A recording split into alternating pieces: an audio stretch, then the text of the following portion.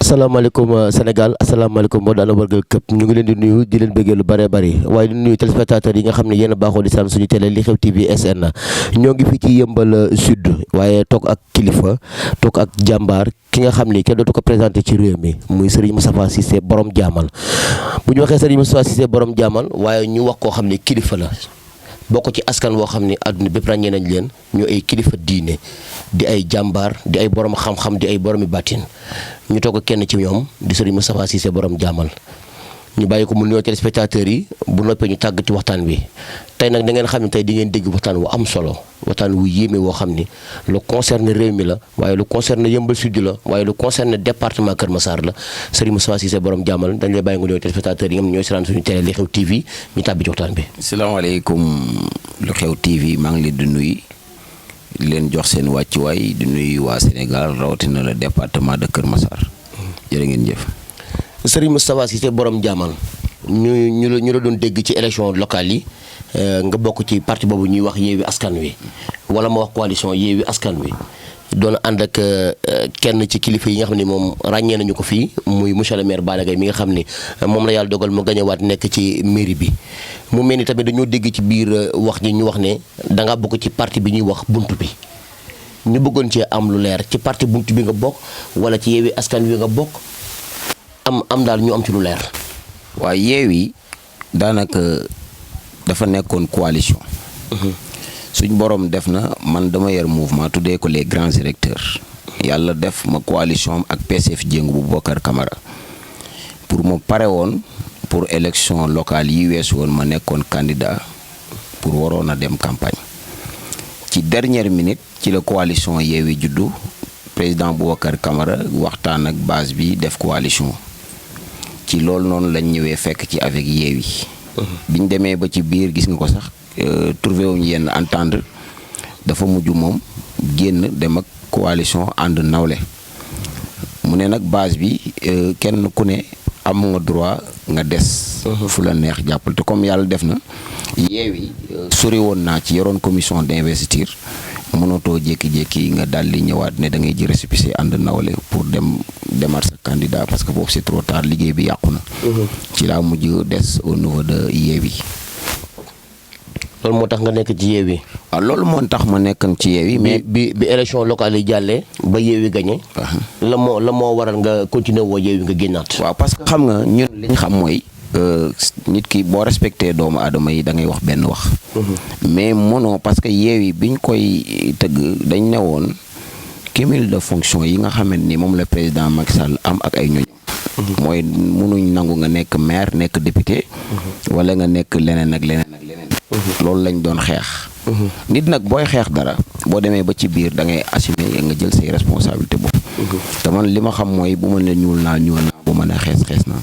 parce que loolu mooy yëfu nit mënoo takk yow ñu jël la jiital la amoo parti ndax sa parti PDS bi xam nga ne nekkatoo fa wàccee nañ la ci lu bëri amatoo base politique nga ñëw. dañ ko dàq PDS wala. waaw parce que moom li ci kanam rawali bët parce que bokkul PDS xam nga nit ku bokk PDS tey. te PDS Bara Gaye doomu Ablaye Wade la de. waaw mais xam nga doomu Ablaye Wade ak bokk ci parti bi bokk la parti PDS lu ñuy def. bu fa bokkoon duñ jël Mass Gueye defoon ko ci coalition Wallu mu jiite leen fa. kon kooku war nga xam ne ni bokkul PDS mais coalition. dafa am ci ñoo xam ne ni ñuy toggee coalition baaxul.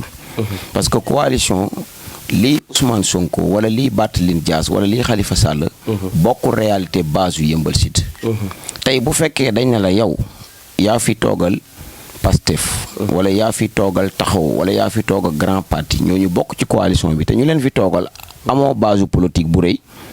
kooku da ngay gis ne ab ki yor mouvement am mën naa ñëw am base boo xam yow amoo ko. Sénégal nag foofu lañ toll léegi yar parti yomb na. mais dooley parti nga demal sa bopp am li nga tax li nga xam ne ni tey dañ ko yaa ko liggéey booboo jafe. te coalition Yewwi bi ñu koy togg mouvement yeeg ñëpp ci lañ bokkoon ak parti politique yi. mais commune bu ne dafa am réalité. ndax la preuve gis nga bi ñuy campagne. ku ne xam na ki la mën. ndax kenn ku ci ne nanguwoo jël risque ne da ngay def meeting. meeting yu ñu fi jot a def it 3 meeting yu ñu fi jot a def ku ne xam nga ki am base ak ki amul base ndax la preuve feeñ na dans les Afia.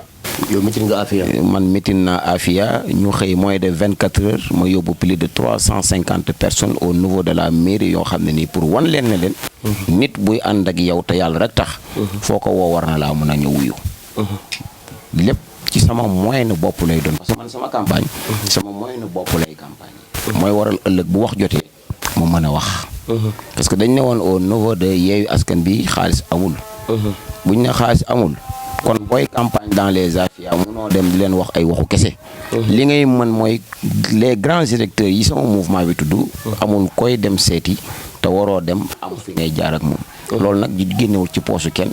sama moyenu bopp la doon. kon biñ demee ba loolu am suñ borom def Bara nekk maire. grâce à coalition Yewwi Askan bi. ñu gagné score bu kenn lam-lame wut au niveau de Amadou Hott. bi loolu amee bu fekkoon ne respecté woon nit ñi joxoon nit ñi cër. même buñ la proposé législatif loo war a wax ne man kat wax dëgg yàlla góor gu ne góor la. lii laa waxoon am naa droit na wax dëgg yàlla nañ xool keneen. ki nekk ci base bi ku ma gën a yoyoo loolu parce que loolu man laa gis ne mooy règle sport mais comme naw la wut nit ñi moom loolu boppam a ko ñor. moo tax mu def lim def mais na xam nga nit koppul mbokk munoo koo jëw. man bu ma xamee loolu te xam naa ne ñii fi ñu jëm ndax askan bi lu ci ëpp moo leen tax a jóg ci laa def sama déclaration en tant que président commission religieuse et coutumier ma def sama déclaration ne leen j'ai quitté la coalition de Yewwi Askan bi. liggéey sama liggéey ba nu yàlla defee buntu bi gis ma doy leen ci lu bëree bëri ci lañ ma jiital parce que nit nag tête de liste département du caaxaan. duñ jël rek borom wax ju bëri wala ko wax ni déedéet dafa même ci parrainage dama cee wane. man lañ jël département Kër Massar. bunt bi man may tête de liste bi bu Cheikh Mbacke Ndiaye nekkoon may tête de liste département Kër Massar. yaa ko Mbacke Ndiaye bunt bi moo ngi soog a nekk quoi. bunt bi parti politique la. ci récépissé boobu ci la ñëwee jël récépissé bunt bi dem ak moom mais pas coalition biñ nekk léegi moo ko joxoon récépissé bi parce que bunt bi am na ay parti politique yu bëri ak ay mouvement yu bëree bëri ñu ci bokk kon léegi coalition la mun am lu mu yàq ci diggante Cheikh Mbacke Ndiaye bi mu nekkee ci élection locale yi ñu gis ne bi mu nekkee ci élection locale yi amoon na mbooloo bu takk boo xam ne nekkoon nañu ci ginnaawam tey jii mu jóge fa delluwaat foofu ci Benno Bokk Yaakaar est-ce que mbooloo mu bari mi nga xam ne nekkoon nañ ci buntu bi du ñu dem ànd ak Cheikh Mbacke Ndiaye. non xam nga politique dafa nekk li nga xamante ni pourquoi ma tuddee les grands directeurs sama mouvement. politique dafa am yoon. xam nga ki génnee ay moyenam di joxe. ak ki nga xam ne dafa am base bokkuñu. xam nga nee naa la parmi les Afia biñ fi nekkee. bu doon moyen kese le ministre Amadou Hott moo ko ëppoon waxtaan wax dëgg ca la lim génnee ci moyen ñun ñu nekkoon sur le terrain nekk ñi nga xam ne ni toogee woon nañ comme taxawaayu parti xam nañ li ci nekk kon foofit ci moom am na ci ñi nga xamante ni tey communication bi muy communiquer ak ñoom est-ce que nekkul ne le parti politique de bunt bi ñooñu ñoo ko woteel mais pas koo xamante ni que Cheikh Mbacke Ndiaye lañ woteel loolu dafay nekk li nga xamante ni li comme li dal Yewwi ñu créé ay maire pauvre ba ñu bëri dañuy jàpp ne Sonko lañ àndal rek parce que loolu lañ doon campagne léeg-léeg nga dugg ci kër ñu ne la ñun Sonko lañ gëm wala keneen ak keneen lañ gëm ñu ne la waa kooku ay nitam lañ jiital te fekk demeewul noonu. loolu it ñaareel ci base yi boo ci wàccul xamoo. te loolu ñun jàngeen nañ ci lu bëri xam ci lu bëri ñi nga xam ne ni tey am nañ base politique jamono ji ñi xam nañ leen. ba tax na lépp lu ñuy jiital nit rek dafay fekk ne da nga ko mérité xam ko parce que ci parrainage yi li ma joxe ci parrainage bëri na parti politique bu ko waroon a mun a joxe mënu koo joxe. ci parrainage yi. kon foofu ngay xamee ne kii yàlla may na ko. au niveau de national jamono ji loolu lay campagne mais pas pour la wala nii la département parce que nit di nga toll foo xam ne sa dimension nationale moo lay attan te bi may defi sama parrainage foo wax ci Sénégal bu ma demee am naa fa ay parrainage loolu yàlla def na ko moo tax coalition bunt bi tey nga gisoon ki nga xamante ni mooy le mandataire national wala président Bruno D'erneville ñoom ñoo doon gën a leer wala comité bi nga xam moo piloté wàllu parrainage ñoom ñoo la gën a mën a xam wax la lan la sëñ bi pesé loolu yàlla def na ko. Serigne Mbacké Ndiaye ni mu nekk woon ci biir buntu bi tey ji yàlla def na mu ngi ci delluwaat na ci Benno Bokk Yaakaar est-ce que yéen a ngi saytu seen mbooloo yi nga xam ni est-ce que du ngeen ci am njort ne Serigne Mbacké dina fa jaar pour jéem a récupérer seen mbooloo yi nga xam ne yéen a ko fa yóbbu woon mënoon ànd ak yéen ci élection locale yi ndax yooyu tamit yéen a ngi koy waale bàyyee xel. gis nga en matière de politique grand directeur da ciy am solo nee naa dafa am ci ñoo xam ne ñooñu mën nga joxe consigne de vote sax te doo défilé wu sa kàddu rek la ñuy dégg. la ñuy déglu loolu fa mu doon amee ci jamonoy Senghor. ni ko sëriñ ci doon defee. ba tey la waalo gën a ay. xam nga nee naa la Yewwi doole ji mu amoon mooy ku mel ni ñun ñu ci duggoon ak ñeneen ak ñeneen. nañ xool depuis bi élection locale yu weesoo ñaata nit ñoo génn Yewwi. ñu bari génn nañ Yewwi ñu bari génn nañ Yewwi nga xool la cas de Cheikh Mbacké tey am na ci ñoo xam ni dernière minute ci investir Yewwi d'accorduñu woon ak nuñ doon investir ba ci le président du département du conseil département ni nga xam ne ni moom lañ ko investir avant nit ñi di ñëw def nañ seeni lobby daal di def li ñuy def teg toog mais bu fekkoon tey dañ ko defoon ci démocrate ku ne xam na ne moom ci boppam paree gutoon pour nekk candidat kon daal président de la République maa ngi dégg ci waxi nit ñi ñu ne dafa juum ci investiture bi bu baax dégg naa ñu ne dafa juum ci investiture bi Cheikh Mbacké Ndiaye ak Assome Diatta war ñoo nekk candidat yi nga xam ne ñoom ñoo war a nekkal département Keur Massar. waaw xam nga le système de Assome ak le système de Cheikh Mbacké bokkul xëy na Assome am na responsabilité parce que il était ministre portefeuille et ministre du commerce xëy na la preuve bokkut ak le statut de Cheikh Mbacké ki nga xam ne à la charge de la mission aux présidences xam nga kooku bokkuñ yoon yi bokkuñ le ministre de la République lim am ci doole ak xam-xam bi ko yàllay jox du ku ne dañ koy fal bokkut ak ki nga xam ne tey mën nañoo ñëw à tout moment ñu am nuñ la plaider defal la ay lobby montel la lu nekkul ci yow loolu ñaareel en général lu ci bëri buur nag dajeewul fépp lañ ko wax mu doy ko rapport bañ koy tegal loolu mu lay yaakaar ne looluy dëgg xëy na foofu ñaareel en général lu ci bëri leneen mën na caa mën a nekk ci lu bokkul ci terrain bi comme niñ ko yaakaaree. est-ce que bunt bi am na yaakaar ci bu baax ci élection yi ñu jëm muy législatif yi. gis nga man sama bopp laa mën a wax ndax mën nga seet si mën nga laaj gis nga képp kuy dem compétir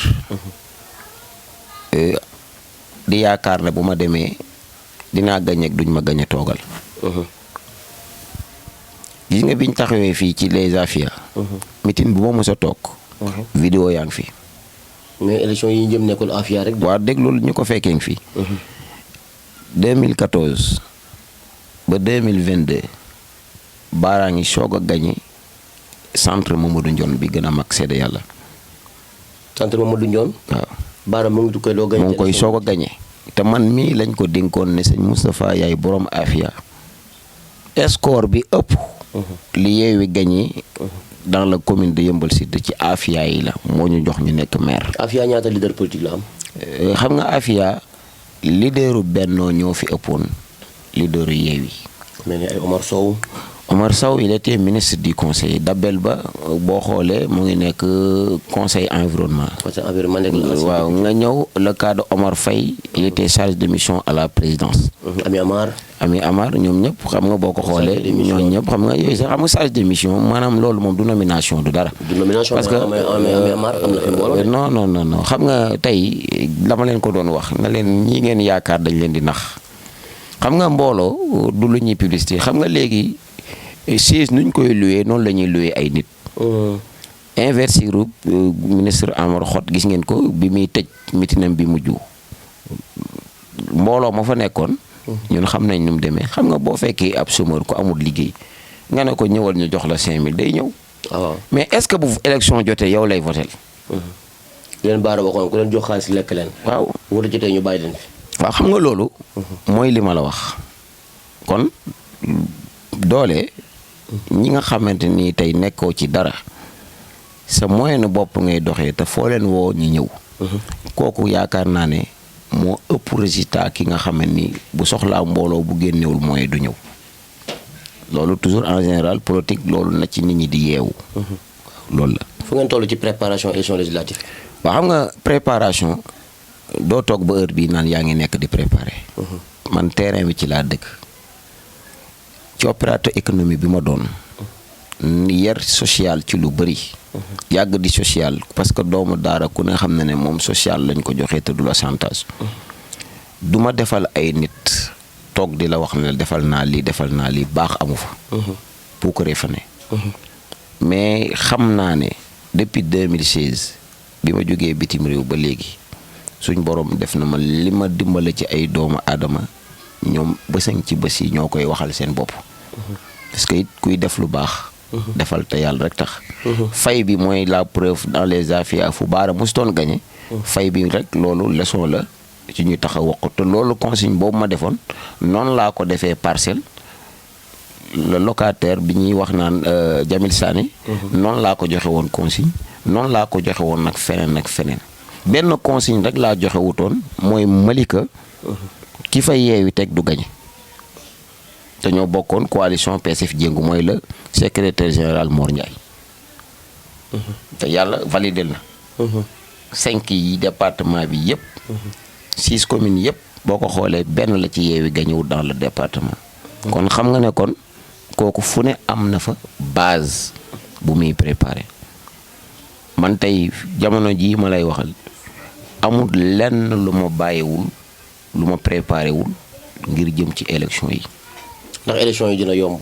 waaw élection yi dina yomb du yomb parce que lu tax dina yomb du yomb mooy wax naa la ne la man li ma xam mooy yeewi tourné naa leen doo kon bokkatuñ sama programme.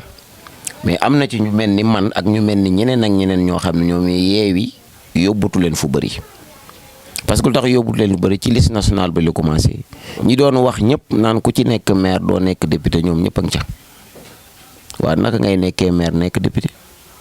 nekk député maire. non député maire. loolu député maire loolu yàgg nañu ko fay dégg. non moom laa lay wax ne la loolu nag loolu lañ jógoon ñoom di xeex doon ko bañ la président Macky Sall. kon nag nit ki mënoo koo xeex bañ la ko dara wëlbati ko di ci defaat kon yow président Macky Sall moo la gën. est-ce que nekkul nguur a neex rek. waaw moo tax ma ne la kon ñoom askan bi ñoru leen ñoom nguur a leen ñor parce que liñ ci dégg buñ ne woon député ku ko doon. amul salaire. amul dara. doo ko wut. mais lu leen arrangé mooy nañ ci nekk alors honorable député yi ku ne xam na ne 4 yeeg. mais est-ce que Yewwi nekkul Bara Gaye moo leen arrangé moom mooy seen intérêt la moo tax ñu jiital ko. waaw léegi moo leen arrangé. incha allahu rabbi élection yi dinañ xam ne arrangé tul. jàpp naa ne élection yi nag dina war a métti parce que ñu ngi am ci Benno Bokk Yaakaar ñu ne Modou Mbène Diop moom la ñu jiital ci Yeumbeul Sud. waaw. nga defee ni élection yi dina yomb par rapport ak Modou Mbène Diop moom la ñu jiital askan bi di wax ne Modou Mbène Diop waa Yeumbeul Sud lu ñu ko bëgg. Bara Gaye moom moo gagné élection locale yi waaye Yewwi moom la ñu investiral pour mu dem ci élection député yi yow waa bunt bi yow lañ jigal ci liste département yi est-ce que élection yi dina yomb. waaw élection yi dina yomb xam nga lu tax may la dina yomb. wax naa ne la Yewwi dafa nekkoon association ku ne xam na ne association kenn ku ne dafay ñëw waaye bokkuñ ñëpp même gëm-gëm association bi moo leen di boole bu paree ku ne dafa am lu muy gëm Yewwi nag loolu la nekkoon fii mooy ku mel ni man. man sama mouvement les grands directeurs da nga xam ne ni tey ci luñ nekk. formation yi ma maye naa 100 personnes différentes formations dans une valeur de 10 millions. defal leen fête bu mag ku nekk bi ñuy jël diplôme avec 2 millions du 12 millions. waaye ndëgam man mi état falu awmul kenn ku nekk sama gannaaw maa mën loolu. sàkkaatuma ak ñoom ñi nga xamante ni tey. yàgg nañoo liggéeyal état tey population bi amul leen njëriñ lu dul naxaate programme naxaate te ñaar ñi ma ko seqal ci loolu lañ nekk. la preuve Bara ku ne xam na ne bu nekkutoon ak Yewwi bii grands électeurs yu mel ni man ak ñeneen élection yi du ko gañ. mais Bara ma defee ne askan yëmbal ñu wax ne Bara Gaye liggéey na yëmbal si. waaw xam nga liggéey. nit ki mënoo taxaw wax ne def na lii suba nga taxawaat na defut lii xam nga liggéey dafa am ñaar liggéey bi nga mën a teg sa bët te buñ ko contrôler la nga wax mu nekk lu. ñu ne Bara Gaye tabax na centre commercial muy Serigne Cheikh Diagne Sy Al Maktoum tabax na collège Imam Sakhir Gaye tabax na police askan wi ñoo wax de li askan wi wax tabax na hôpital Pakoti teg na projet boo xam ni ne woon na bu gañewaatee dina ko tabax muy stade municipal terrain central mooy loolu ñu clôturer ay zinc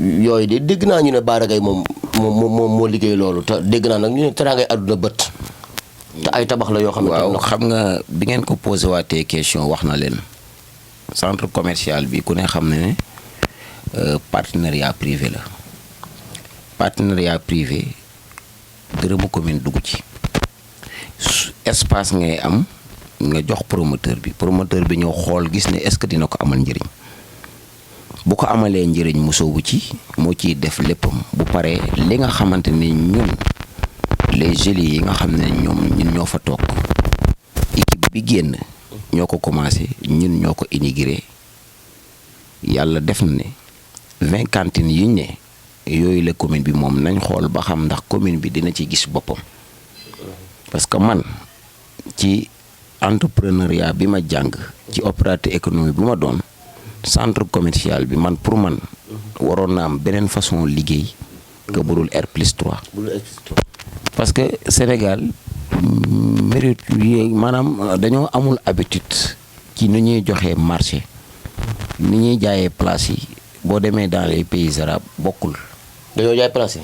waaw maanaam tey da nga ne entrepreneuriat privé maanaam ki nga xam ne ni moom. partenariat privé bu ñëwee moom bu tabaxee ba pare dafay jaay pour mën a génne alalam lu mu ci def moom nag ci lu mu expliqué nee na 20 cantines moom la commune Yeumbeul Sud moom. ci li mu wax. ci li mu wax. dafa loolu dafa amul wala. waaw maanaam xam nga nit buñ la waxee. te tegagoo ci sa bët gisagoo preuve bi tax loolu. da nga naan ci li mu wax moom. maanaam conseil yi nekk ci mairie bi. waaw maanaam mooy dama parce que conseil yi nekk ci mairie bi ñun bu ñuy ñëw di dugg. la preuve maa ngi nuyu de passage le conseil Balla Seck xam nga nit boo nekkagul ci dara. Balla Seck Balla Seck bu APR. waaw Balla Seck bu APR man APR lay wax au moins moom. osé na bu taxawee dina wax xam-xam waaye gis nga ñun. dinañ ni ñuy nommer élu moo baaxut. parce que élu boo xam ne ni mënoo lire. éli boo xam ne dëkkoo sa koñ éli boo xam ne yow ci sa boppam dangaa taq ku la ëmbal sa sànqal nga ëmbal ko sa kersa gis nga complexe politique boobu ñuy def moo tax daanaka askan bi bu ñu leen xasee ba fal le maire mooy jëlaat pouvoir yépp di manipuler population bi lu ko neex mu def lu ko naqari mu def loolu nag du jàll ci nouveau élu yi comme ku mel ni man ndax ci man li ma dénk muy commission religieuse bi ma dénk lépp lu mu ci mën a doon man dinaa jël sama cër ci li ma war a wax ci li ma war a défendre ci li ma war a jëfee loolu it moom moo valable ci tous les présidents commission noonu lay valable ci tous les gélis ba lépp lu ñuy wax mu nekk intérêt askan bi pas ay far Sénégal nag dafa nekk ne koo wax dëgg mu ne danga maa contre ba tax na loolu moom la élu yu bari di daw responsabilité ba tax bu dëgg jotee duñ ko wax man nag du ma façon nit ñooñu ndax it kenn ëmb lu ma sama sànqal ku dul sama borom ak sama wërsëgu ndey sama barke papa bi nga xamee ni tey ba jàng jotee teg nañ ma ci loxo comme ni nga xam ne moom la doomu daara di mel ba tax man awma complexe pour wax nit dëgg googu ma lay wax nag mën nga jàppee ne sa noonu laa. pour ñu gagné tax est-ce que Bara Gaye 20 cantines yi nga xam ne moom la ñu wax ne askanu Yeumbeul moom lañ ci am ndax loolu askanu yëmbal loolu ñu ci gis seen bopp mu ngi dellu ci kees. non parce que dañ ne luyee guñ ko parce que buñ koy luyee il faut que les jeunes ñu taxaw wax ñu xam ci nan lañ koy luyee ak nan lay demee. te loolu ba tey bépp biñ toogee ba léegi loolu amagul kon mënaguma cee. kon tabax yi ñuy wax ne Bara Gaye yëpp moom moo la tabax moom kon noonu rek la demee. du alalu askan wi du alalu yëmbal. non xam nga alal la moom la jël di ko tabax. waaw mooy li ma lay wax xam nga tey lan lay wax toujours du def na yëmbal amul ay recette. du moom loolu lay campagne ne yëmbal amul lenn luy dugal xaalis. waaw yow mi yëmbal am na suuf de. waaw maanaam moom loolu lay wax du ci campagne am yàgg nga koo dégg. loolu lay wax. waaw loolu la wax.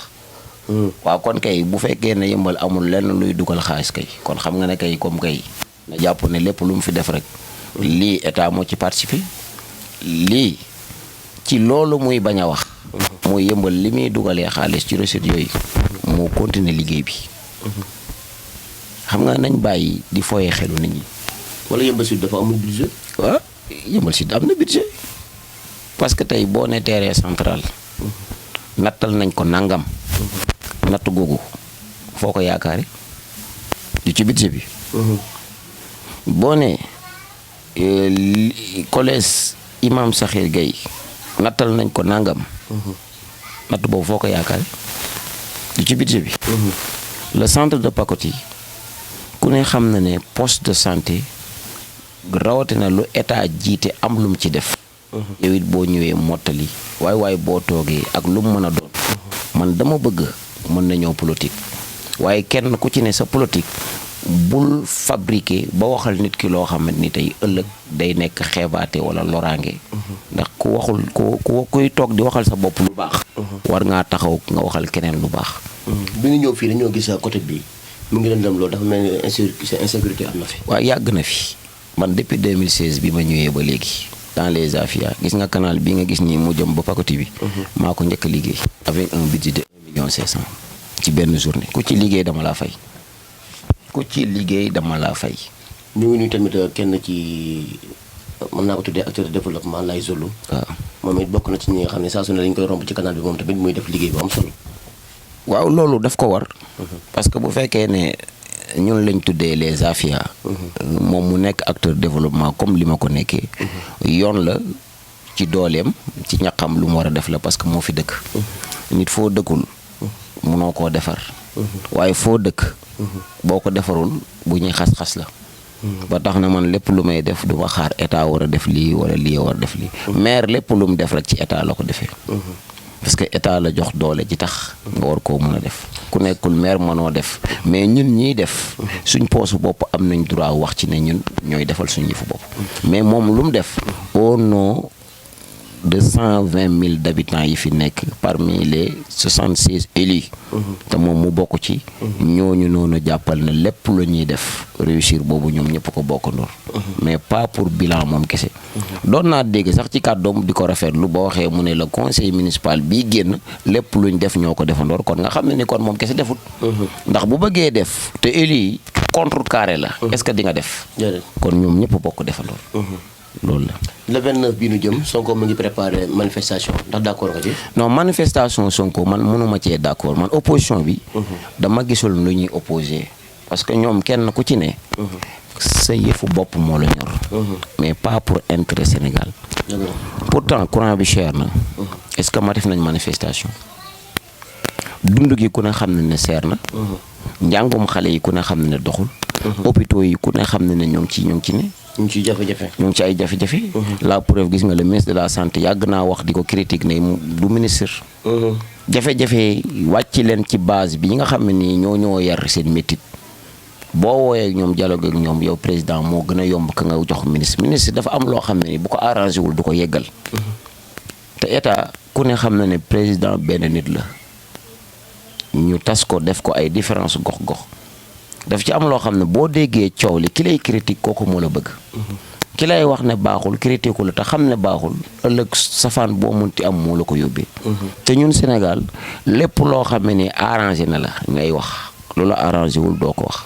mais lu jëm ci askan bi lu ci bëri na politiciens yoo xam ne duñu waxal askan bi mais marché bii weesu te le problème de Sonko Adji Sarr mais ñi ñu jàpp ci kaso gi est-ce que boobaak léegi opposition bi jéem nañu xool ñaata nit ñoo ne ci kaso gi ñu bàyyi leen.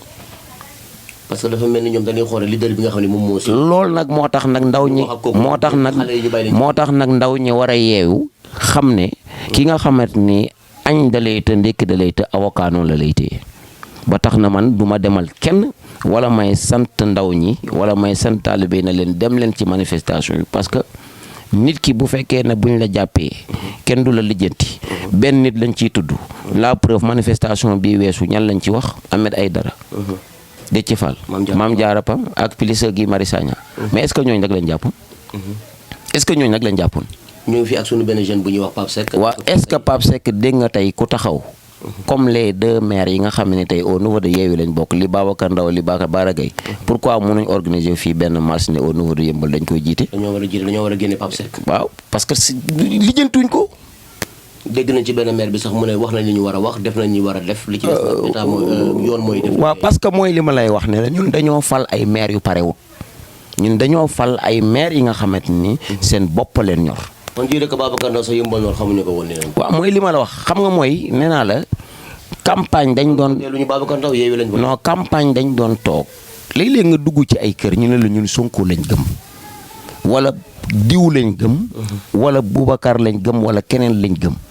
nga taxaw nga ne ah waaw kat moom sax nitam lañ fi teg boo leen ko woteelee rek moom ngeen woteel. xam nga loolu nax askan bi la mais pas nga wax leen ñi nga xamee ni ñoom lañ jiital. mais garab bu la sutul du la may ker. dëgg la te Babacar Ndaw commune bi mu jiite surtout leen ba leen di may ker loolu mooy seen problème Daouda Ndiaye mi génn Daouda Ndiaye sax ko tane ndax Daouda Ndiaye sax au moins bi mu fekkee carburant 5 millions la ko defoon kii bi mu ñëwee toog 8 millions la ko def ñëw ci Bara Gaye parce que ci Bara Gaye lay copier mais mairie boo ne amul recette yuy dugal xaalis looy yóbbee carburant à 8 millions kon yow sa bopp la ñor. te dégg naa bàyyi nañ ko fi budget bi lu tollook 1 milliard 200. waaw mais loolu xam nga nit ki dafa am loo xam ni waa Yeumbeul Nord loolu la ñu war a lijjantil seen bopp. pas ngay dem di def manifestation boo xam ni ñi ngi koy defal jaruñu ko. manifestation boo xam ni buñ la jàppee ku dul say mbokk. keneen lijjantu la te ñoom ñi la koy wax. dara ñoru leen. pourtant bi conseil constitutionnel bii ñuy xeeb di ko xas tey bi mu njëkkee validé ne liste Dakar nañ ko defaraat pourtant ñëpp dañoo nangul conseil constitutionnel ne moo ngi soog a àtte li nit ñi gëm. ñu ngi may signalé na ma sama temps dafa jeex léegi ba message ngay jàllale ñi nga xam ne ñooy mbokk département Kër Massar ci élection yi nga xam ne moom lañ jëm. waaw li nga xamante ni moom laa leen di wax mooy département bi. ku ne xam na ne man li ma mën a wax mooy département bi dafa manqué lu bëri. parce que hôpital niveau 3 soxla nañ ko fi centre technique de formation bi nga xam ne xale yi nga xamante ni dañuy jàngum gumba jàng moo xam ne dañ lay pousse ba bac amoo benn formation nga am bac dem université amoo benn spécialité boo demee ba xamatoo foo jëm retourné waat di demaat dem fay formation pour jàngaat pour am métier loolu buñ ko njëkkee woon ci base bi à partir de 6e secondaire ba ngay am bac di nga fekk ne yow ci lépp lu mu mën a doon jëm ci mécanique wala lépp lu mu mën a doon am nga sa métier boo xam ne tey parce que lu waral ñu ne état du recruter ku amul métier jamono ji parce que nit yi yàlla état du caaxaan te lu dul caaxaan dëgg wax ndaw ñi man marché bi lu ma ëppaloon solo buñ ne woon dund gi dafa cher ku feebar doo faju nangam ak nangam bu boobaa ñun population bi yëpp mun nañ ci ànd ak ñoom mais doo marché loo xam ne intérêt personnel rek moo la tax a jug maanaam bokkuma ci liste keneen warul bokk mais yeneen opposants yi xanaa ñoom nekkuñu fi bu fekkee ne ñoom réew mi moo leen ñor mais ñi njëkk a wàññi est-ce que Yewwi jug na kaasal leen ne ñooñu ñu war a wàññi kiiwul pourtant liñ doon wax problème mu parrainage Yewwi njëkk a dem jël parrainage di parrainer kon parce que dafa yaakaaroon ne comme jël na local yi li ëpp ci local yi Bennoo jël pay ñoom ñu jël 2 yaakaar nañ ne léegi fi mu toll nii moom seen bamba maase na ba sooraalatuñu woon beneen opposition lii nag luñ naan sàcc bu du raw jarul yàq nelaw